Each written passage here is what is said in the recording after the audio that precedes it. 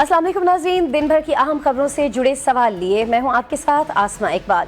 नाज़रीन, दुरुस्त है कि 11 अप्रैल से 12 अप्रैल तक मशरिक़ वस्ता की जंग के खात्मे के लिए इस्लामाबाद में 21 घंटे के ईरान अमेरिका मैराथन डायलॉग बेनतीजा रहे। लेकिन ऐसा भी नहीं है कि 47 बरसों बाद अमेरिका और ईरान को उस वक्त एक छत तले बिठाना जब तमाम उम्मीदें दम तोड़ चुकी हों कोई मामूली इक़दाम नहीं था। इस गैर मामूली सरगर्मी के लिए पाकिस्तान के ट्रंप इंतजामिया से बेहतरीन ताल्लुकात, रियाद से करीबी मरासिम, तेहरान का एतमाद और बीजिंग के साथ गहरे दोस्ताना ताल्लुकात ने इस्लामाबाद को इस काबिल बनाया कि वो मुतहारिफ फरीकैन को मुज़ाकरात की मेज़ पर ला सके। डायलॉग बिलाशुबा ख़त्म हो गए, लेकिन बहुत कुछ अभी बाकी है। पाकिस्तान में ईरानी सफ़ीर रजा अमीरी मुकद्दम ने एक्स पर जारी अपने बयान में कहा कि इस्लामाबाद मुज़ाकरात वो मुसलसल सिफारती अमल है जिसने मुस्तकबिल में पेशरफ्त के लिए मजबूत बुनियाद फराहम कर दी है। यही बात नाज़रीन वज़ीर आज़म शहबाज शरीफ ने अमरीकी नेटवर्क CBS के प्रोग्राम फेस द नेशन में कही। उनका कहना यह था कि मुज़ाकरात ख़त्म नहीं हुए हैं, अलबत्ता तातुल मौजूद है। और आज वफाकी काबीना के इजलास में भी वज़ीर आज़म ने खत्ते में अमन के लिए किरदार जारी रखने के अज़्म का अयादा किया। यही बात वॉल स्ट्रीट जर्नल ने भी कही कि मुज़ाकरात का दरवाज़ा अब भी खुला है। इस बारे में दुनिया भर में पाकिस्तान के चर्चे हैं। अल जज़ीरा न्यूज़ ने रिपोर्ट किया है कि पाकिस्तान का एक सहूलतकार से बढ़कर एक फ़ाल सालिस के तौर पर उभरना आलमी डिप्लोमेसी में बड़ी तब्दीली है। ब्लूमबर्ग ने लिखा कि इस सालिसी के जरिए पाकिस्तान ने जहां अपना बैनुल-अक़वामी वक़ार बुलंद किया है, वहीं अपने लिए इक़्तिसादी दबाव कम करने की राह भी हमवार की है। क़दामत परस्त बरतानवी अखबार द इंडिपेंडेंट ने इसे पाकिस्तान के जियोपॉलिटिकल कद काठ में इजाफे की अलामत करार दिया है। नाज़रीन, तुर्की के TRT वर्ल्ड ने कहा कि पाकिस्तान ने अपनी सालिसी की सलाहियत पर शक करने वाले नाकिदीन को गलत साबित कर दिया है। द डिप्लोमेट लिखता है कि दोनों हरीफों को एक मेज़ पर लाना ही हालिया बरसों की बड़ी सिफारती में से एक है। नाज़रीन, पाकिस्तान की जारी कोशिशें अब किस समत में आगे बढ़ेंगी, हिकमत अमली क्या होगी, ये हम जानने की कोशिश करेंगे। मुस्लिम लीग नून के सीनियर रहनुमा सेनेटर नासिर बट, जिन्होंने हमें वीडियो लिंक पर ज्वाइन किया है, उन्हें वेलकम करते हैं। बट साहब, बहुत नवाजिश, आपने मेरे प्रोग्राम के लिए वक्त निकाला। सर, हमने देखा कि वज़ीर आज़म शहबाज शरीफ ने आज वफाकी काबीना का जो इजलास था उसमें कहा कि पाकिस्तान इस्लामाबाद डायलॉग के समरात को ज़ाया होने से बचाने के लिए मुत्तहरिक रहेगा। सर, हमारे पास ऑप्शंस क्या हैं, क्योंकि अमरीकी सदर तो ये कह रहे हैं कि उन्हें परवाह नहीं है कि ईरान दोबारा मुज़ाकरात की मेज़ पर आता है या नहीं आता। बिस्मिल्लाहिर्रहमानिर्रहीम। देखिए, मैं उस रब ताला का जितना भी शुक्र अदा करूं कम है। पाकिस्तान में जब ये शुरू हुए थे मुज़ाकरात ईरान के और अमेरिका के, हमारे जो दुश्मन थे जो ना वो ये कह रहे थे कि ये तो हो ही नहीं सकता, वहाँ अमेरिका जो है वो इधर आएगा ही नहीं, वो जो नायब प्रेसिडेंट है, और ये बातें हैं जहाज नहीं आएगा, जी फना जी। होगा। ये रब का करम है कि हमारी खारजा पॉलिसी, हमारे प्राइम मिनिस्टर शहबाज शरीफ साहब, आसिम मुनीर साहब, तीन शख्सियात पूरी दुनिया पे चल रहा था नाम। मैं उस दिन बहुत अपने आप को ये मैं एक अपने आप को ये समझ रहा था कि मैं पाकिस्तानी हूँ, लेकिन मुझे पाकिस्तानी होने पे फख्र हो रहा था कि इंटरनेशनल मीडिया, दुनिया का हर मीडिया एक बात कर रहा था कि पाकिस्तान मीडिएटर बना है। पाकिस्तान में थर्ड वर्ल्ड की जो एक कह रहे थे जी दुनिया अल्लाह माफ करे कि किस तरफ जा रहे थे। पाकिस्तान की बात ईरान ने भी सुनी, पाकिस्तान की बात अमेरिका ने भी सुनी। ये फर्स्ट टाइम था कि पाकिस्तान ने दोनों मुल्कों को एक टेबल पे बिठा दिया जो एक दूसरे को देखना नहीं चाहते थे। और इसमें ट्रंप ने भी ये बार बार कहा कि मैं appreciate to prime minister Shahbaz Sharif, Asim Munir, के वो कह रहा था कि मैं इनकी बात पे यकीन करता हूँ कि अगर ये जो बात अगर इन्होंने ये हमारे दरमियान बात ब्रिज का किरदार अदा किया और उसको एक्सेप्ट कर रहे थे। वो आए बैठे 21 घंटे, कहते हैं मुसलसल, जब ये एक दोनों ममालिक उनको एक टेबल पे बिठा दिया गया। लेकिन जब टेबल पे बैठ जाते हैं, जंग रुक गई, 2 हफ्तों के लिए मुअत्तल हो गई, जंग रुक गई, और हमारे जो दुश्मन नेबर है जिस हिंदुस्तान है, आप वो देखें आइसोलेट हो चुका था। मैं उस रब का जितना भी शुक्र अदा करूं कम है कि हमने इस कहते हैं ना कि ये जो अमेरिका था उसने ईरान के खिलाफ जो कुछ भी किया, लेकिन ये नो डाउट सेनेटर साहब, आप बिल्कुल बजा फरमा रहे हैं कि ये बहुत बड़ी कामयाबी है और सिफारती सतह पर भी हमने हमारा जो दुश्मन मुल्क है भारत को, उसको कड़ा जवाब दिया है। जिस तरह से BBC ने भी हेडलाइन लगाई कि मोदी जो है वो पाकिस्तान को तनहा करना चाहते थे, लेकिन खुद इंडिया जो है वो तनहा होकर रह गया। तो आपने भारत का भी बिल्कुल बजा जिक्र किया, लेकिन बट साहब बहुत सारे लोग अभी भी ये जानना चाहते हैं कि अभी पाकिस्तान नेक्स्ट अब क्या कर रहा होगा, फर्दर क्या कर रहा होगा, क्योंकि प्राइम मिनिस्टर जो हैं वो आइंदा आने वाले दिनों में बड़े अहम विजिट्स करने जा रहे हैं। आप जाहिर है कि हुकूमत का हिस्सा हैं, तर्जुमान के तौर पर इस वक्त हमारे साथ मौजूद हैं। क्या बताएंगे कि किन किन ममालिक के विजिट्स होने जा रहे हैं और पाकिस्तान अभी भी अपनी एफर्ट जाहिर है कि जारी रखेगा? देखिए, अमेरिकन जो वाइस प्रेसिडेंट है वो जाते उसने कहा कि पाकिस्तान ने ये जो किरदार अदा किया इसको हम कभी नहीं भूलेंगे। जी, ये जी। देखे ना, टेबल पे बैठ जाना ये कभी भी नहीं हो सकता था कि एक दिन में ये बात खत्म हो जाए। हमें भी पता है, दुनिया को भी हाँ, पता जाहिर था है। कि हमने टेबल पे उठाया, शायद दूसरी एक और टर्म भी आ जाए। अब 2 हफ्तों का ये जो जंग टाइम है। मतलब खत्म कर दिया इन्होंने। मुझे यकीन है कि वो ये फिर एक दफा दोबारा मीटिंग होगी। ईरान ने भी कहा कि हम कई चीजें मानने के लिए तैयार है। पाकिस्तान ने जो किरदार अदा किया है वो हमेशा जिंदा रहेगा और हमेशा ये याद रखा जाएगा। अब PM साहब जा रहे हैं सऊदीया आज या कल। जी, जी। देखिए, अब हालात इतने चेंज हो गए हैं। वो पाकिस्तान एक वो लोग थे जब 2018 वाले लोग जिन्होंने हमें आइसोलेट कर दिया था, हमें कोई मुल्क हमारे साथ बात नहीं करता था। अब माशाल्लाह रब ताला ने हमारे ऊपर खास करम किया। हमारे आसिम मुनीर साहब जो उन्होंने हिंदुस्तान को जो 8 घंटे में उनको सबक सिखाया और वो दुनिया ने देखा ठीक हो गया, ठीक हो गया। बट साहब इसमें कोई दो राय नहीं है कि पाकिस्तान ने अपनी सिफारतकारी से दुनिया को गर्विदा कर लिया है। लेकिन मैं सिर्फ आपसे ये जानना चाह रही हूँ बट साहब कि अब ये जो इमेज पाकिस्तान ने अपना बनाया है, इस इमेज को पाकिस्तान अपने माशी और जो दीगर अहदाफ हैं उनके हुसूल के लिए किस तरह से इस्तेमाल कर सकता है? सर, मैं आपकी बिल्कुल, आपने बड़ा अच्छा सवाल किया। मैं यही कहने लगा था जी। कि अभी PM साहब ने भी ये कहा कि मेरी ये कोशिश जारी रहेगी दोनों ममालिक के दरमियान, दोनों कुतों के दरमियान, कि मैं जो मीडिएटर पाकिस्तान बनना है उसमें कई चीजें एक तरफ से भी मानी गई। कुछ चीजों पे अगर इख्तलाफ हो गया तो वो चीजें फिर बैठ के हल हो जाएगी। से जो वहाँ ट्रंप है उनसे बात करेंगे, कुछ चीजें उनसे नेगोशिएशन होगी। ठीक है। ईरान ने भी कहा कि स्पीकर साहब ने बाकी जो आए थे कि हम जाके ईरान में अपने जो बाकी हमारे लीडरान है उनसे मशवरा करेंगे। उसके बाद शायद एक और बैठक हो जाए, लेकिन PM साहब ने कहा कि ये मैं कंटिन्यू रखूंगा। और ये एक बहुत बड़ी बात है कि दुनिया की नजरें थी कि पाकिस्तान जो मीडिएटर बना है उसमें कई चीजें देखें। हर सूरत नहीं होता कि एक दफा ये चीज खत्म हो जाए, ये रहेगी कंटिन्यू। और इंशाल्लाह ताला मुझे उम्मीद है ठीक है। एक और ये बैठक और 2 हफ्ते बाद 3 हफ्ते बाद हो सकती है। अल्लाह करे कि ऐसा हो, अल्लाह करे कि ऐसा हो और ये मुस्तकिल जंगबंदी की तरफ सिचुएशन चली जाए। लेकिन जहाँ बहुत सारी चीज़ें बेहतर हो रही हैं और इन मुज़ाकरात के दरमियान हमने बहुत सारे लोगों का किरदार देखा, बहुत सारी पाकिस्तान के अंदर सियासी जमातों का किरदार देखा। तो PTI समेत तमाम सियासी जमातों ने, ज़ाहिर है कि हम जानते हैं कि हुकूमत का साथ दिया। तो क्या अभी भट्ट साहब ये उम्मीद रख सकते हैं हम लोग कि जवाब में वज़ीर आज़म भी इब्तदा जो है वो अडयाला जेल में मुलाकातों पर पाबंदी के खात्मे से कर रहे होंगे? कुछ इसमें पॉजिटिविटी हमें दिखाई देगी कि दोनों जानिब से होगी? क्योंकि पॉजिटिविटी दिखाई तो है, PTI ने तो दिखाई है, मुस्बत किरदार अदा किया है। तो आप लोगों की तरफ से भी कोई मुस्बत स्टेप लिया जाएगा? देखिए, मैं फिर एक बात कहूंगा, मैं सब सियासी मैं हर उस पाकिस्तानी को, मैं उस वक्त बाहर था, मैंने देखा कि पाकिस्तान से बाहर ओवरसीज जो है, चाहे UK है चाहे अमेरिका है, वहां के लोग भी, उन्होंने कोई ये नहीं देखा कि जमात से उनका एक ही था कि पाकिस्तान का नाम बन रहा है। और पाकिस्तान हम बड़ी इज्जत के साथ, जब मैं एयरपोर्ट से भी आ रहा था तो लोग कहते थे कि पाकिस्तान ने जो किरदार अदा किया ये कभी ना भूलने वाला है। बिल्कुल। तो जो बाकी बात आप कह रही हैं, ये एक छोटी बात है कि अगर वो अदालती काम है वो हुकूमत अदालत जाने और इमरान जाने जो जेल में है।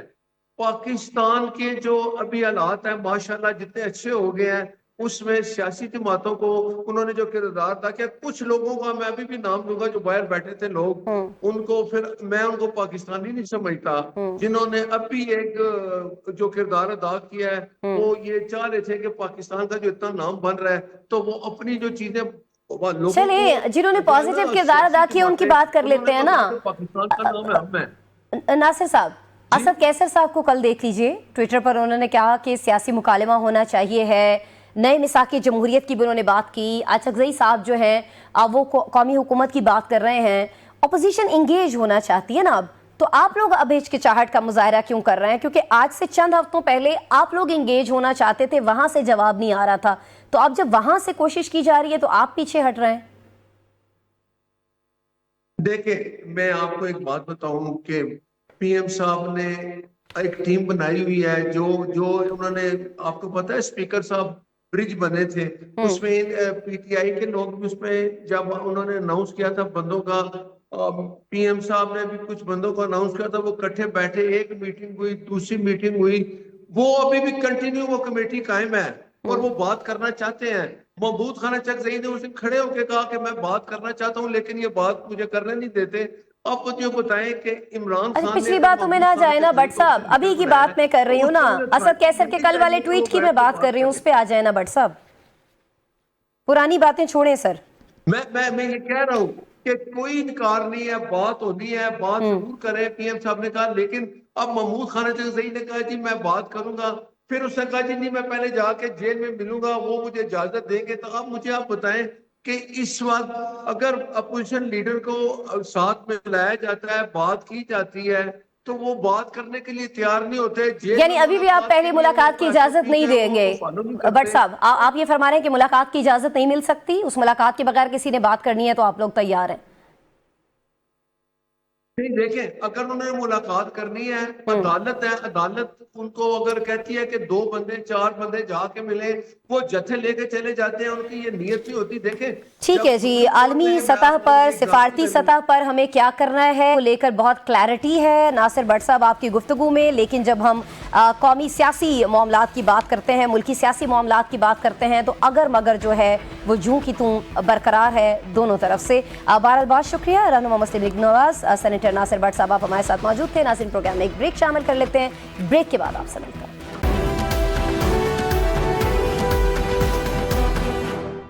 वेलकम बैक नाज़रीन, एक बार फिर हम रुख करने जा रहे हैं खलीज फारिस का, जहां एक बार फिर बारूद की बू महसूस की जा रही है।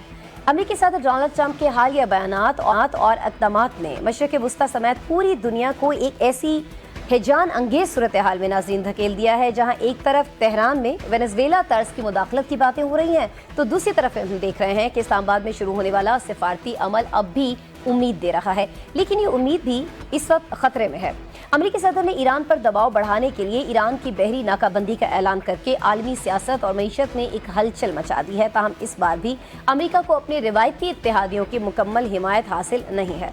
बरतानवी हुकूमत ने साफ अल्फाज में कहा है कि बरतानिया इस नाकाबंदी के प्लान में अमेरिका का साथ नहीं देगा। चीन के वज़ीर दिफा एडमिरल डोंग ने एक तरह से ये वार्निंग दी है नाज़रीन कि ईरान के साथ तिजारती और तवानाई के जो माहदे हैं उनका चीन एहतराम करता है और दूसरों से भी तवक्को है कि वो हमारे मामलात में दखल अंदाजी नहीं करेंगे।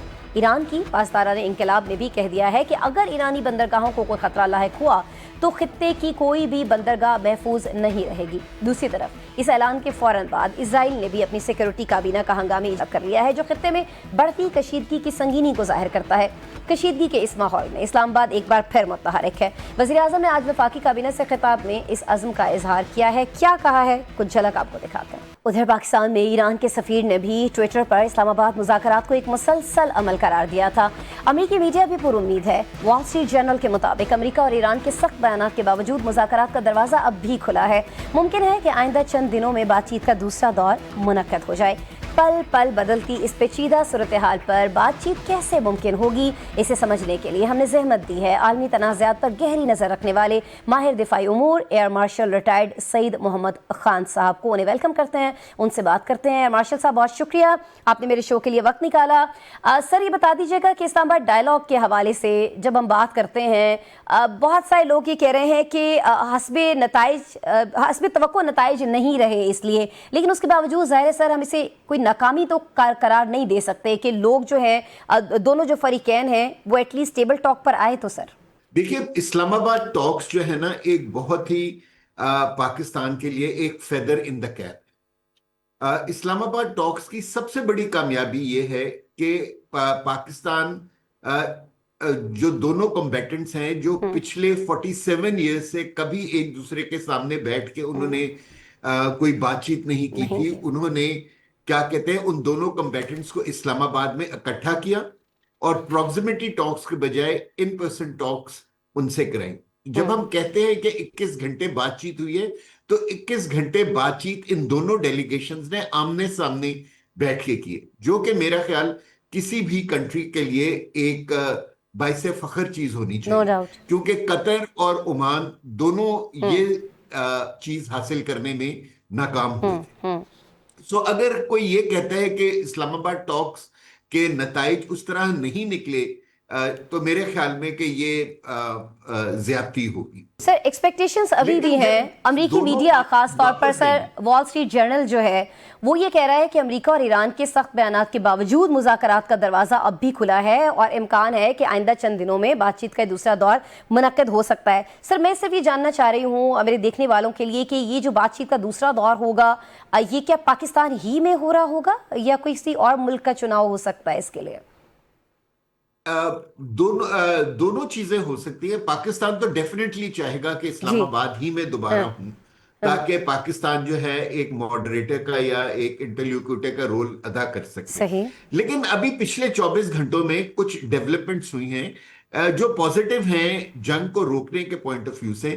एक तो जो सबसे बड़ी डेवलपमेंट हुई है कि यूके के प्राइम मिनिस्टर और फ्रेंच प्रेसिडेंट ने कहा है कि इसी हफ्ते वो लीडर्स की एक कॉन्फ्रेंस कॉल, वर्ल्ड लीडर्स की एक कॉन्फ्रेंस कॉल करेंगे ताकि ये स्ट्रेट ऑफ हॉर्मुज के मसले को डिस्कस करें और ईरान और अमेरिका के दरमियान एक सालिसी का किरदार अदा कर सके। ठीक है। सो एक एफर्ट हो रही है इंटरनेशनल लेवल पे। दूसरी एफर्ट हो रही है पाकिस्तान की तरफ से, जहां सुना है कि इन द नेक्स्ट 48 आवर्स हमारे प्राइम मिनिस्टर सऊदी अरेबिया और तुर्की का दौरा करने जा रहे हैं। सो इसका मतलब ये है कि पाकिस्तान उस एफर्ट को नहीं छोड़ रहा, क्योंकि देखिए जो मुस्लिम ममालिक हैं गल्फ के, ऑल्दो वो इस वक्त इस जंग में डायरेक्टली इन्वॉल्व नहीं है, लेकिन वो इस जंग के सबसे बड़े इफेक्टीव हैं, जाहिर है। और सऊदी अरेबिया क्योंकि अरब वर्ल्ड का लीडर है, इसलिए सऊदी अरेबिया को ऑन बोर्ड रखना बहुत जरूरी है। सर ये हमारी एफर्ट्स तो अपनी जगह पर हैं, दीगर ममालिक के एफर्ट्स भी अपनी जगह पर हैं, लेकिन सर ये जो ट्रंप अभी इस तरह के बयानात दे रहे हैं जिससे ऐसा लगता है कि सिचुएशन जो है वो बिगड़ सकती है खुदा न खास्ता। जैसे ईरान की बंदरगाहों की नाकाबंदी की वो बात कर रहे हैं, कहते हैं कि मुझे बिल्कुल परवाह नहीं है कि ईरान दोबारा बात करने आता है या नहीं आता है। तो सर ये जो ईरान पर दबाव बढ़ाने के उनके टैक्टिक्स हैं, आपको नहीं लगता कि ये मुज़ाकरात का अमल अगर कोई दोबारा कोई दौर हो सकता है तो उस चीज़ को मुतासर कर सकता है? सर देखिए प्रेसिडेंट ट्रम्प जो है ना, एक तरीके से इजराइल के जाल में फंस गए। ये जंग अमेरिका की थी ही नहीं, बिल्कुल बिल्कुल, लेकिन प्रेसिडेंट ट्रम्प ने इजराइल की जंग को ओन अप कर दिया है। अब वो इस जंग से एक विक्ट्री लेके जाना चाह रहे हैं कि जो ईरान उनको नहीं दे रहा। इस वक्त वॉर ऑफ परसेप्शंस में ईरान का अपर हैंड है और पूरी दुनिया ये समझ रही है कि अमेरिका और इजराइल इस जंग को लूज कर रही है। सो प्रेसिडेंट ट्रंप ये जितने एक्शंस जो आप बता रही हैं वो इसलिए ले रहे हैं कि किसी तरीके से ईरान जो है वो सरेंडर कर। लेकिन मेरा नहीं ख्याल कि ईरान इस तरह की किसी हरकत से सरेंडर करेगा। ये जो ब्लॉकेड है ये एक्चुअली जो दुनिया में इकोनॉमिक एक क्राइसिस आ रहा है उसको एसेंचुएट कर देगा, उसको बढ़ा देगा। ऑलरेडी पूरी दुनिया में रिसेशन शुरू हो चुका है। अगर सारी दुनिया की इकोनॉमीज इफेक्ट हो गई स्ट्रेट ऑफ हॉर्मुज के ब्लॉकेड से, क्योंकि ये ब्लॉकेड सिर्फ अमेरिकन ब्लॉकेड नहीं होगा, ये ब्लॉकेड ईरानियन ब्लॉकेड भी होगा। देखिए अमेरिका कह रहे हैं कि हम ईरान से, ईरानी पोर्ट से आने वाली शिप्स को रोकेंगे।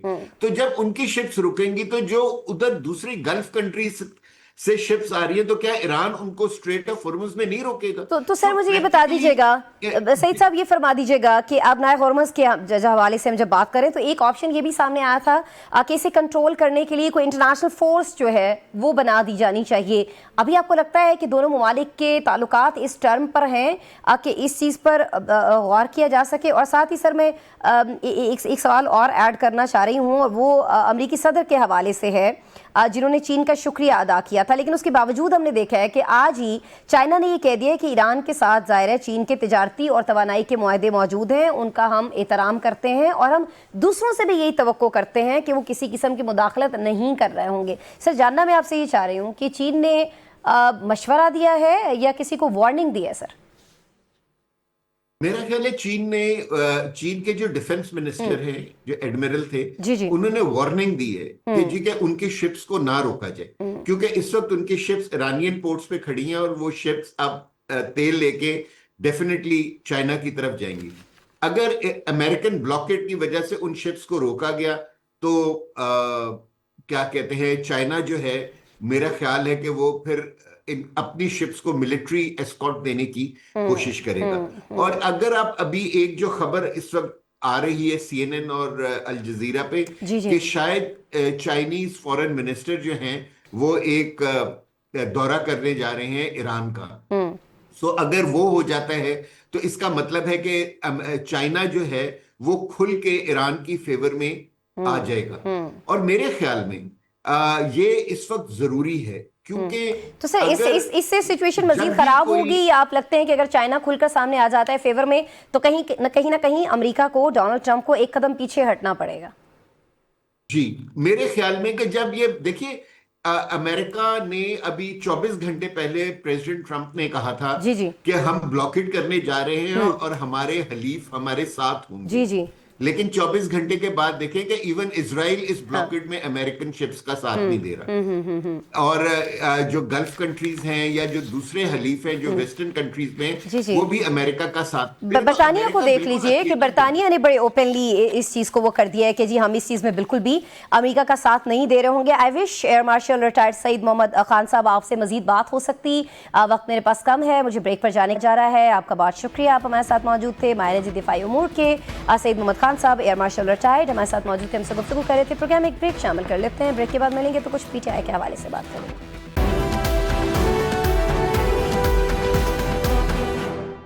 Welcome back. और अब कुछ जिक्र मुल्की सियासत का, जहां तब्दीली के लिए मुतहरिक PTI में एक बार फिर तब्दीली की खबरें गर्दिश कर रही हैं।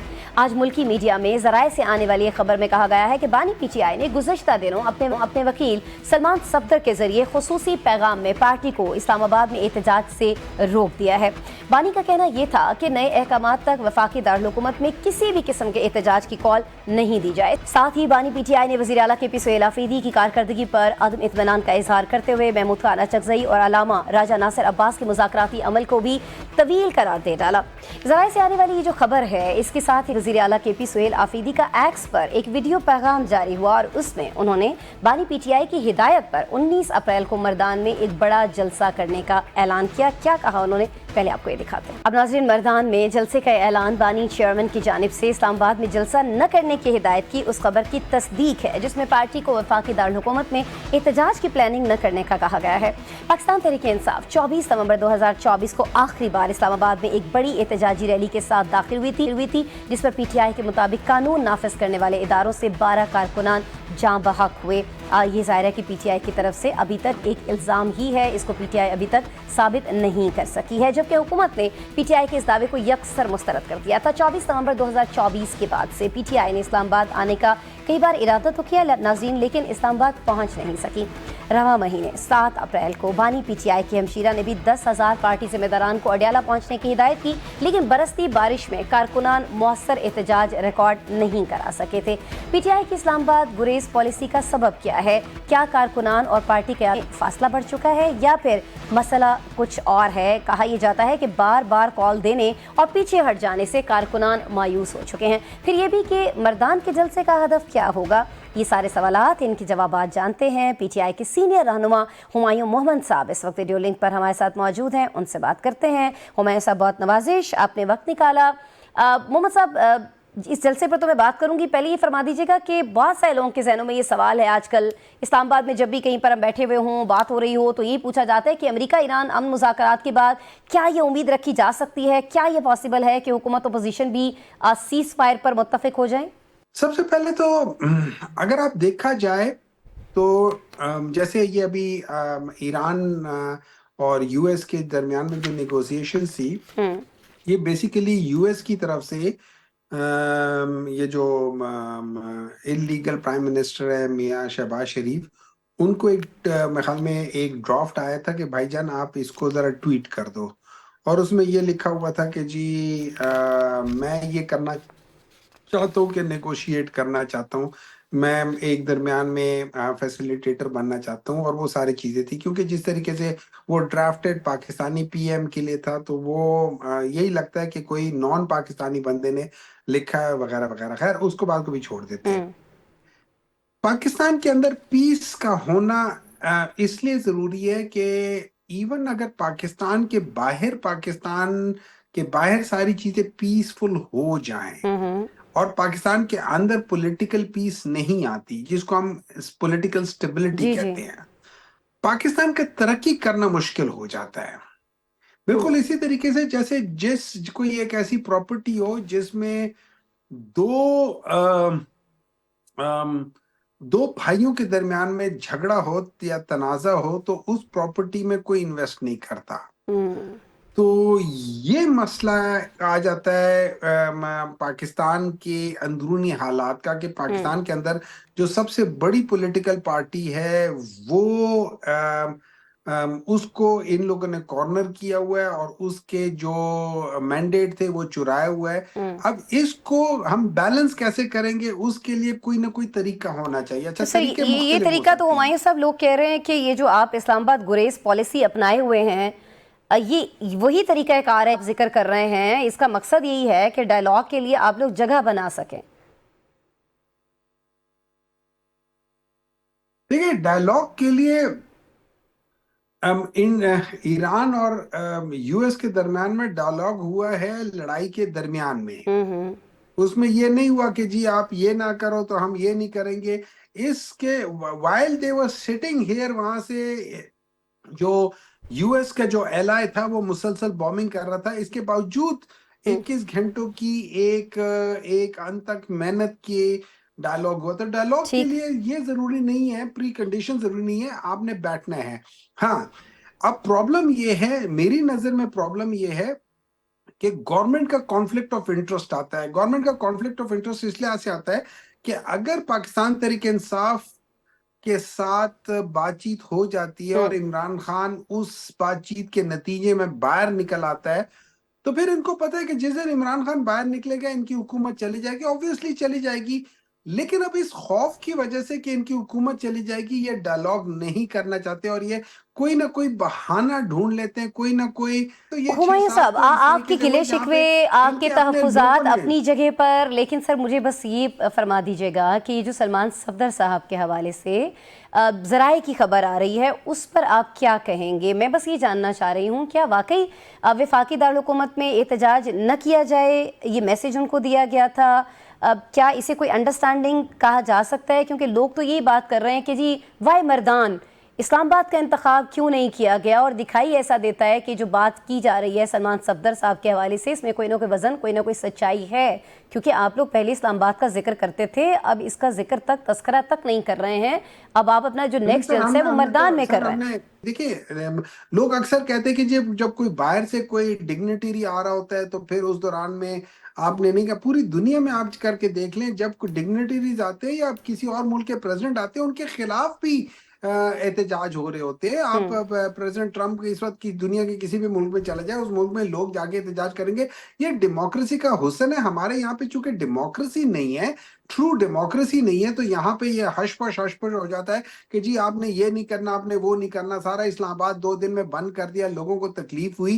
भाई आप नेगोशिएट कर रहे, वो लोग उधर बैठ के कर रहे, बाकी लोगों को तो जीने दो ना, वो अपनी जगह पे होता है। अच्छा सर, तो लेकिन फिर आप मेरा भी ये लोगों को ख्याल जीने है, जो देना। वो भी असल यही वजह कहते है, हैं कि जी आप केपी को बंद कर देंगे, आप जब इस्लामाबाद आने की बात करते हैं, आप जब देखिए, पिंडी इस आने तरह की है, बात करते इस तरह हैं, तब है, आप भी लोगों को जीना। नहीं जीने देखिए, देते। अभी अभी नहीं, हमारे साथ देखिए, जितने इस भी तरह रहनुमा है। मौजूद होते हैं, मोहम्मद साहब से सिर्फ एक अर्ज सुन लीजिए ना सर, मैं आपको पूरा मौका दूंगी इसके जवाब का।